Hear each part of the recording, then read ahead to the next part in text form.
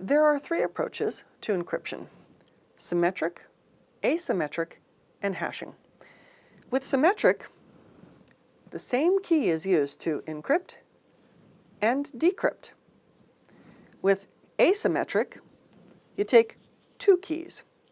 And with hashing, you're not really encrypting so much as using an algorithm to produce a result. Let's start with symmetric. Now, remember in the previous part, I showed a demonstration on how I encrypted something.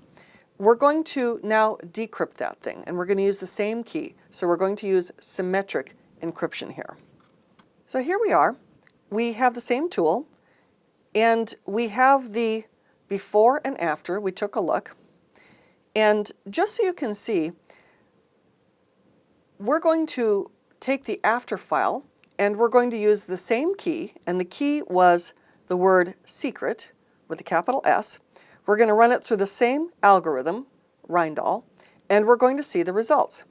Just so that we're not tempted, I'm going to throw away, trash this before file. But let's take a look at it just so we don't forget. I'm opening up before, and there it is. This is clear text. Let me now delete the file so that there's no accident that we might open the wrong one. Deleting it. And I'm now going to decrypt the after file. We'll take another look at that. Opening it with Notepad, and there it is. That's our ciphertext. I'm going to decrypt it. So let me browse now. Let me browse for the after text, and let me put in the same passphrase, secret, and the output will be new. So here we go. Let's decrypt the file now. It's been decrypted. Click OK. Here it is over here. And let's open it up. Open it with a text editor. And there it is. That is our original. That's an example of symmetric key encryption, using the same key to encrypt and decrypt. Just for fun, let's actually see what would happen if we were to run this decryption using a different passphrase. We know what we expect it to look like. We expect it to come out like this. This is clear text. What if I put in a whole different passphrase here? I'll just put in something else, like hello. And let's decrypt it, and let's call it new2. And let's go take a look. Let's decrypt the file. Incorrect passphrase. Click OK. It knew, didn't it? Let's open it up, and let's see what happens. Nothing. So when you use symmetric encryption, you've got to use the same algorithm and the same key. For a little bit of fun, why don't we run it through a different algorithm, but this time with the right passphrase? So we used the wrong key, and we got nothing. Let's do a whole different algorithm, but with the right key. Let's see what happens. Let's close this up, and let us do file encryption. Let's choose Blowfish here. So Blowfish, and let's browse for after. So here's after. And I'm going to use the correct passphrase, secret, but the algorithm is totally different. And we're going to call this new3. And let's see what happens.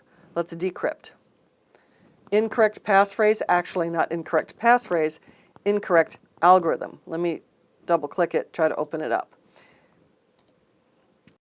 So if you use symmetric encryption, whatever you encrypt with, you've got to decrypt with. The problem with that method is that you need to tell the other people, I am using Rijndahl, I'm using Blowfish, I'm using IDEA, I'm using whatever I'm using, DES, and you got to give them the password, the passphrase, the key ahead of time. And this is a problem. So what do you do about that? Because, I mean, we've seen plenty of movies with, it's behind enemy lines, before the Cold War, World War I, or something like that. If anyone figures out the password, the key, we're in trouble, because then now everything we've done has been compromised. And so you've seen like movies where the key was some passphrase or password that was inscribed on the bottom of an iron skillet that was covered with soot, kind of thing. you're at risk with symmetric encryption. The nice thing about symmetric encryption is that it's very, very fast. The downside is that you have to somehow communicate ahead of time what is the algorithm and what is the key. So that you're trading off convenience and speed for actually a weakness in security, because if the key gets compromised, we're in trouble. So then what do we do about that? Well, the next thing we need to talk about then is something called asymmetric encryption, and I'm going to talk about that next.